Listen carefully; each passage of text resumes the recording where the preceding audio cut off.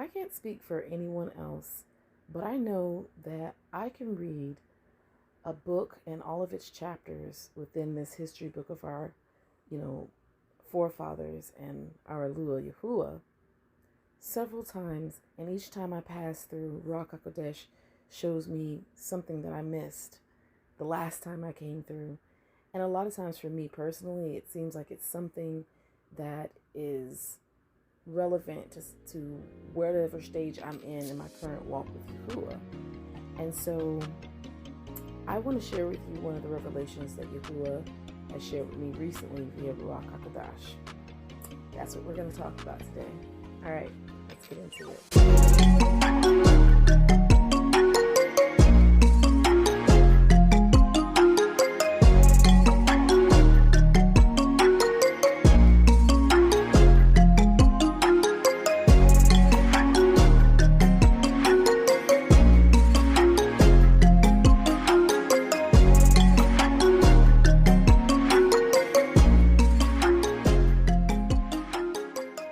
So the revelation that was given to me was based out of John chapter 4, and it was actually two things that was shown to me.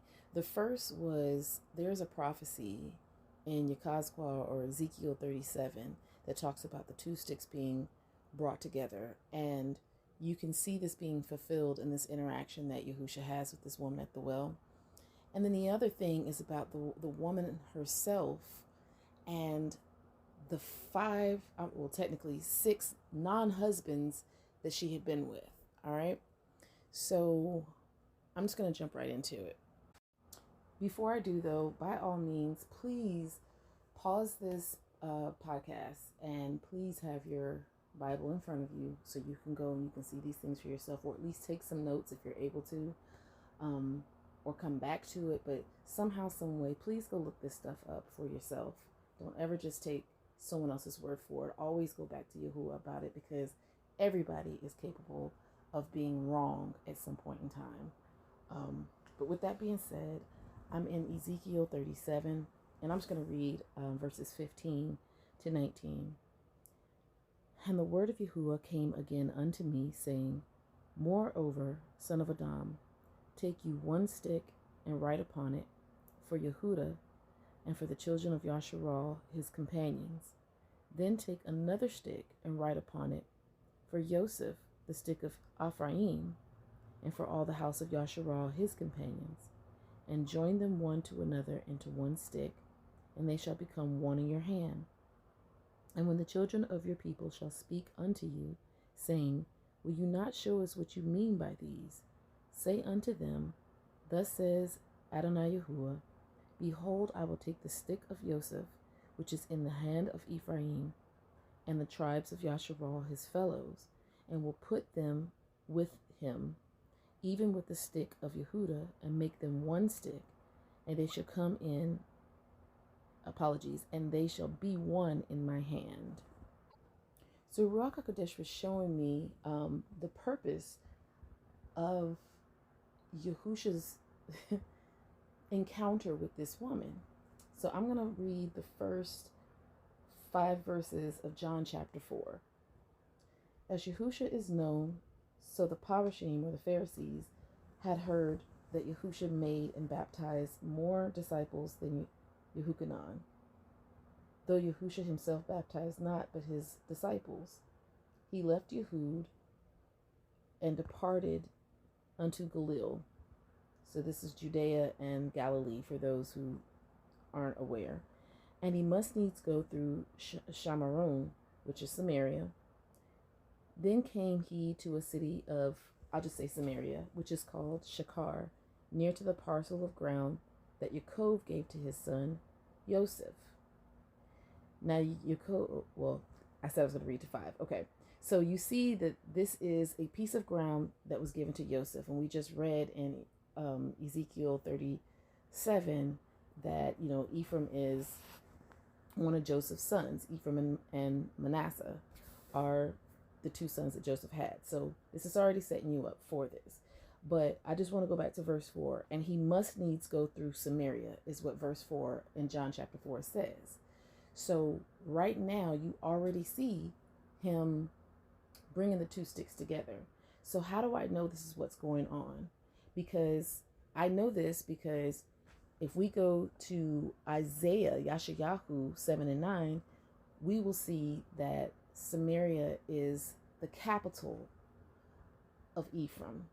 Now it's not going to say, the capital, it's going to use the terms that they would have used back then, but we're still going to turn there real quick. I'm going to turn there real quick so you can see. So Isaiah 7 and 9, let me see if I need to go up a little further. I'll just, 7 and 9 is fine. And the head of Ephraim is Samaria, and the head of Samaria is Ramalyahu's son. If you will not believe, surely you shall not be established.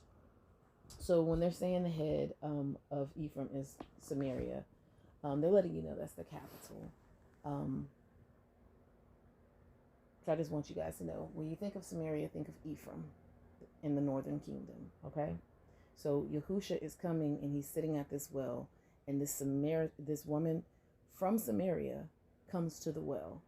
And just for time's sake, if you read the rest of John chapter 4, if you're not familiar with it, if you are familiar with it, you already know what I'm going to say.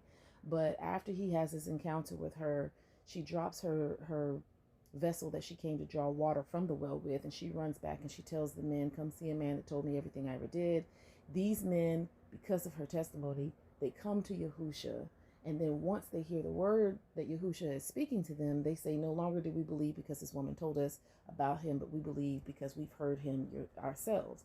And then they asked him to tarry with them for a while, and Yahudah stayed there for 2 more days before he left. So because of this encounter with this woman, the 2 sticks are being brought together. I'm not sure if anybody knows the history or the historical context of what was going on here, but during this time, in order to get to Galilee from Judea, people didn't go through Samaria. They went around Samaria. So that was very significant. And it's significant because the most direct route from Judea to Galilee would have been through Samaria and not around. So they took an extra effort to make sure they didn't go through Samaria in order to get from one place to the other, from Judea to Galilee and vice versa. So Yahudah is the Shabbat and the resurrection, okay? I know I said that I was saving time earlier, but I'm looking at my notes and I actually have to read down from verses 6 in John chapter 4 to 26. So I should have just read it in the first place. But anyway, starting in verse 6, it says, now Jacob's well was there. Yahudah, therefore, being wearied with his journey, sat thus on the well, and it was about the 6th hour. There came a woman of Samaria to draw water. Yahudah said unto her, give me to drink. For his disciples were gone away unto the city to buy food. Then said the woman of Samaria unto him, how is it that you, being a Jew, ask drink of me, or Yahudi, ask drink of me, which am a woman of Samaria? For the Yahudim have no dealings with the Samaritans. Yahudah answered and said unto her, if you knew the gift of Yahuwah, and who it was that says to you, give me to drink, you would have asked of him, and he would have given you living water. The woman said unto him, sir, you have nothing to draw with, and the well is deep. From whence then have you that living water?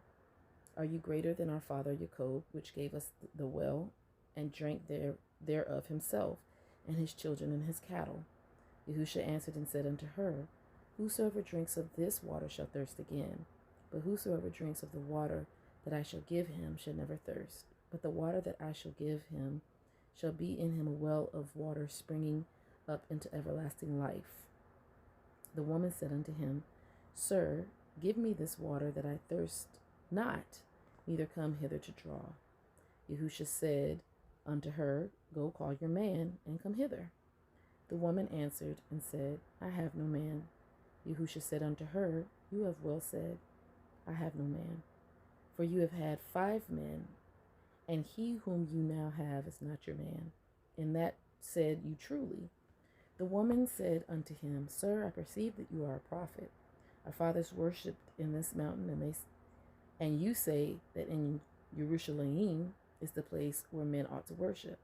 Yahushua said unto her, Woman, believe me, the hour comes when you shall neither in this mountain nor yet at Jerusalem worship the Father.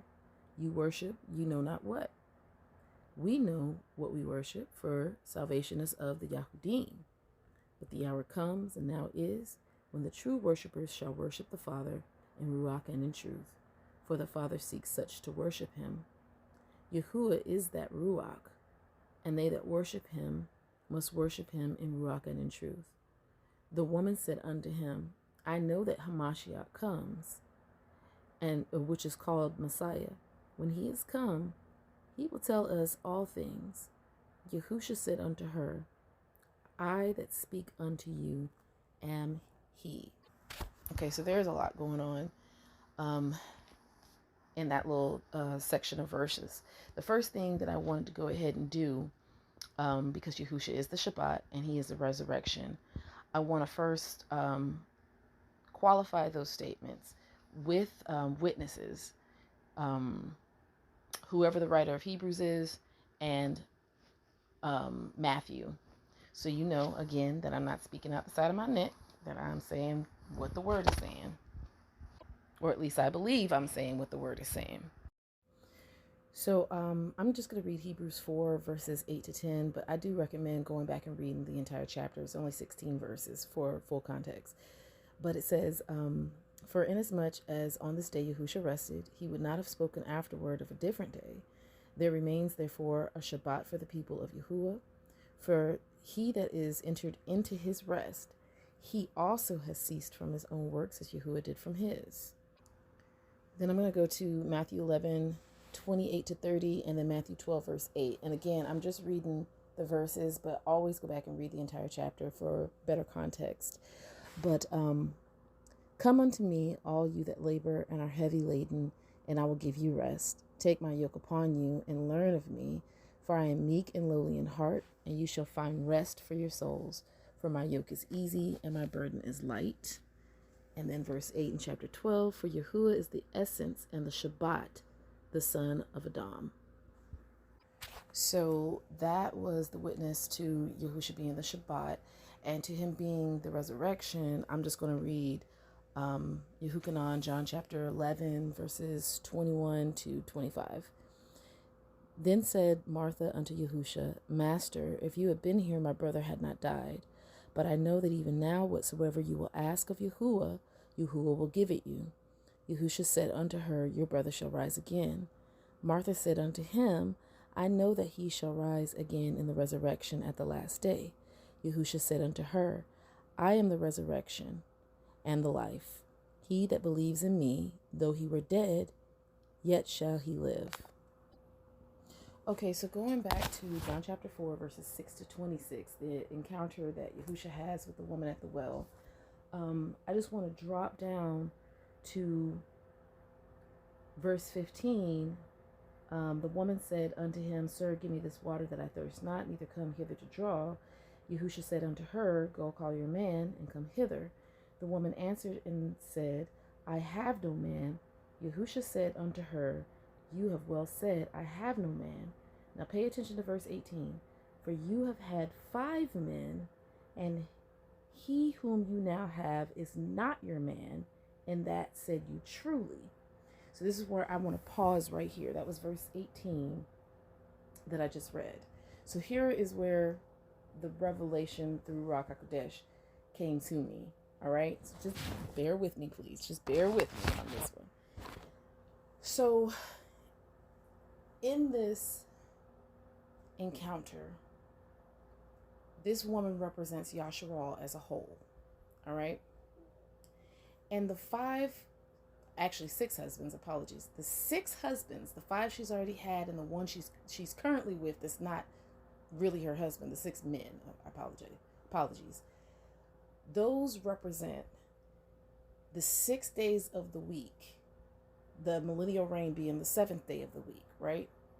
And I personally believe we are currently in the 6th day of the week, which is why Yahushua said, and the one that you're with now is not your man. So again, bear with me. So first and foremost, I want to go to 2 Peter 3 and 8, just to qualify the statement that I made about the days of the week these men representing the days of the week, which are actually thousands of years, okay? So 2 Peter 3 and 8 says, "But beloved, be not ignorant of this one thing, that one day is with Yahudah as 1,000 years, and 1,000 years as one day." So I just wanted to put that out there, okay? So with that being said, I want you to think of the history of Yashar'al, and in even our current state that we're in, being with our sixth husband, all right? So each one of those husbands represents a day of the week where Yashar'al was engaged in idolatry and adultery and spiritual fornication against Yahudah and Yahusha. Okay? Yahusha being our bridegroom, Yahudah being our father. And we know from the history, or at least I hope you know if you're listening to this, from the history of Yashar'al, that constantly they kept turning away from Yahudah and going a whoring after other nations and their Elohim, right? So I just want to read you a few scriptures. It's going to be two places in Hosea or Hosea that I'm going to read from. But the first one I'm going to go to is in Judges. I'm going to read Judges 2:16 to 19. Where is verse 16? There it is. "Nevertheless, Yahudah raised up judges, which delivered them out of the hand of those that spoiled them. And yet they would not hearken unto their judges, but they went a whoring after other Elohim, and bowed themselves unto them. They turned quickly out of the way which their fathers walked in, obeying the commandments of Yahudah, but they did not so. And when Yahudah raised them up judges, then Yahudah was with the judge, and delivered them out of the hand of their enemies all the days of the judge. For Yahudah sighed because of their groanings by reason of them that oppressed them and vexed them. And it came to pass, when the judge was dead, that they returned and corrupted themselves more than their fathers in following other Elohim to serve them and to bow down unto them. They ceased not from their own doings, nor from their stubborn way." All right. So the next one I'm going to do is Hosea or Hosea. I'm going to do chapter 9, verses 1 to 3 first before I go to chapter 2.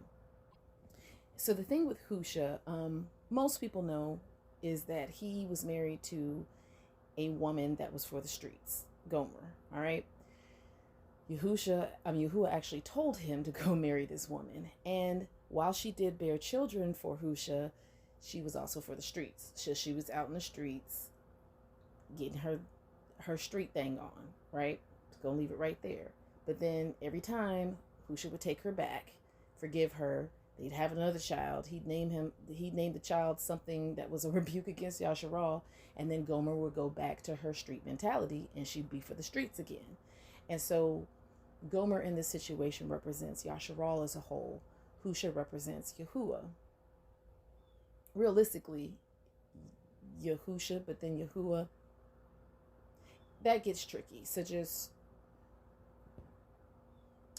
Yahusha represents our righteous husband. Let's just put it that way. Okay, I'll leave it at that because I don't want to say something that's wrong and lead somebody wrong on accident. But I do know that Gomer represents Yashar'al. All right, because Yashar'al been for the streets. So say with that being said, here's Hosea 9, 1 to 3. "Rejoice not, O Yashar'al, for joy as other people, for you have gone a whoring from your Alua. You have loved a reward upon every threshing floor." So you have loved, the threshing floor. You've been in all these folks' houses. You've been intimate with in all these folks' houses. Wow. "And reaped a reward from it. The floor and the winepress shall not feed them, and the new wine shall fail in her. They shall not dwell in Yahuwah's land, but Ephraim shall return to Egypt, and they shall eat unclean things in Ashur." All right. Now I'm going to go to chapter 2, starting in verse 13, and I'm going to go to 20. And I will visit upon their days of Baalim, or devils, or idols, wherein she burned incense to them, and she decked herself with her earrings and her jewels, and she went after her lovers and forgot me, says Yahudah. So I'm gonna stop right there, because I could really just stop right there, but I'm not. I'm gonna keep going. But for right now, she went after her lovers and forgot me, says Yahudah. So her lovers sounds like the woman at the well who had 6 lovers, right? She had 6 lovers. 5 already, and the one she was with wasn't her husband. And she made herself to look beautiful for these lovers while she forgot her one true husband, right? Therefore, behold, I will allure her and bring her into the wilderness and speak comfortably unto her. And I will give her her vineyards from thence, and the valley of Achor for a door of hope. And she shall sing there as in the days of her youth, and as in the day when she came up out of the land of Mitzrayim. And it shall be at that day, says Yahudah, that you shall call me Ashi, or husband, and shall call me no more Baal. For I will take away the names of Baalim out of her mouth. So I'll take the names of these idols out of her mouth. I'll take the names of these other husbands, or these other lovers, I should say, because they're not husbands, other lovers out of your mouth. And they shall no more be remembered by their name. And in that day will I cut a covenant for them with the beasts of the field, and with the fowls of heaven, and with the creeping things of the ground. And I will break the bow and the sword and the battle out of the earth, and will make them to lie down safely. And I will betroth you unto me forever. Yea, I will betroth you unto me in righteousness, and in judgment, and in loving kindness, and in mercies. I will even betroth you unto me in faithfulness, and you shall know Yahudah. Okay? So in this encounter that Yahushua is having with this woman at the well, he's introducing himself as the 7th husband, i.e. the Shabbat rest and the resurrection. First the resurrection, and then the Shabbat rest, i.e. the water that I give you, you shall never thirst again, but it become as wells of living water springing up out of you. So he's letting her know, I'm the resurrection, but I'm also the Shabbat rest. I'm the 7th husband. I'm the 7th lover, but husband. I'm the true husband. That's what I'm actually attempting to say. I am your true husband, returning to you. Came to get you, because them other ones, they not your husband. They never were. You supposed to be with me. So again, the 6 lovers that this woman was with represented the 6 days, and within those 6 days, all of the Baalim, all of the idols, all of the devils that Yashar'al went whoring after by forgetting Yahudah, turning away from Yahudah and turning towards these worldly gods, Elohim, okay? Worshiping the Elohim of the other nations. And it was going on for 5 years prior, and currently 5 days prior, and currently in the 6th day. But Yahushua is having this conversation with her in the 6th day to prepare her for the 7th day, entering into rest with him. I don't have any more other than that. I just wanted to share that with you. There is more to this story. So by all means, go read the entire chapter of John chapter 4. But when Yahudah showed that to me, and what these 6, because it wasn't a coincidence that she had 6 lovers and none of them were her husband. And then here's Yahushua introducing himself as her husband, and he's the 7th husband. Yahudah has so much in his word that we need to seek. And just ask him, what are you saying when you're saying this? What are you saying when you're saying that? Because I can tell you, honestly, I have read John chapter 4 a plethora of times. Not just since, I was awakened, but even when I was in, Christianity. I know why I didn't get into Christianity, but even since I've been awakened, I have read this chapter so many times. John is my favorite book of the Besorah because it is the one that talks about the person of Yahusha and not just what he did. The other 3 books are crucial, but they talk about what he did versus who he is. And I feel like what he did doesn't matter if we don't know who he is. And I notice I said I feel, because this is just me telling you how I feel about it. However Yahudah tells you to feel about it is how you need to feel about it. But just sharing with you my thoughts and feelings when it comes to this. But with that being said, as many times as I read this, I just glossed over it. I came to the same conclusion that I used to come through to when I was in Christianity.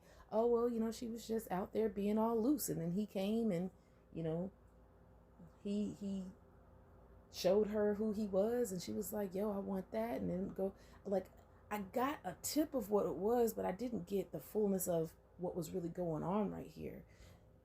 One of the things that I remember Yahudah telling me is you need to know who your husband is. So he told me to read the book of Yahudah. And basically every day I get up and I read a chapter until I come to the end, and then I start over. I've been doing this now for 3-4 months. Don't get me to lying, because I'm not really sure exactly how many months, but it's been a few months that I've been doing this. And every time I pass through, it's another revelation that's coming to me. And this was the ones. Matter of fact, I was on the phone with an Ak and an Akoti when this revelation came, because we were talking about, I can't remember what we were talking about, but we were in Yahudah chapter 4, and that's when the revelation, came to me. Praise Yah. So I just recommend, as you're sitting and you're reading the word, or even before you start to read the word, ask Yahudah to show you what it is that he wants you to see. And then be patient. Don't just speed through it to get through it and say, well, I read the Bible today. Like, really sit with some things. If you come to something you don't understand, ask questions. Or sometimes, like in my notes, sometimes I have, I write down, what does this mean? Or I need something to, like for instance, I'm looking at my notes. It says the woman's 6 husbands represent the 6 days of work. 6 days of the week before the Shabbat, and the fallen angels and unclean ruachs we have to deal with before Yahusha's return, and the husbands that we've had, within those days, how we've turned away from Yahudah and turned away from Yahudah, going after these other lovers and not remembering our first love, who is Yahudah. And so I wrote in the margin, need scriptures to back this up. And I asked Yahudah, show me in your word where this is true, because I had heard the revelation, but I needed to make sure that before I came on here and said anything about the revelation I received, I could show you where it is. So at least you could go there for yourself and you can see it for yourself, instead of me just telling you this is what this is saying and then keeping it moving and never qualifying anything. Because while it's true that if you have the Ruach HaKodesh like I have the Ruach HaKodesh, if I'm speaking what thus saith Yahudah, you should recognize what I'm saying. Even though that is true, I do remember that Shaul commended the Bereans for checking that on what he say being true. It's still okay to go back and double check instead of just assuming, because here's the thing. Within that assumption, a lot of us assume that we're hearing from Ruach HaKodesh. So then when someone says something that we agree with, we naturally assume, well, they must be talking the truth because that's what I got. But what if you're not truly hearing from Ruach HaKodesh? It just means both of y'all are hearing from the wrong Ruach, an unclean Ruach, and both of y'all are on one accord, but it's because y'all are hearing from the same unclean Ruach and not Ruach HaKodesh. You feel where I'm going? So it's always cool. It's always best to go back and just check to make sure that what someone is telling you, because it is true. Because when someone is speaking to you, they are feeding you. You don't want to eat the wrong thing. You don't want to eat defiled bread. You want to eat the bread which is from the Shamayim, who is Yahusha, okay? the undefiled bread, the unleavened bread. Okay? All right, you guys. That's it. So as always, if you want to get in contact with me, you can reach me at replenishme@gmail.com, RIPLENISH, me@gmail.com. Much ahaba and much shalom. And until next time.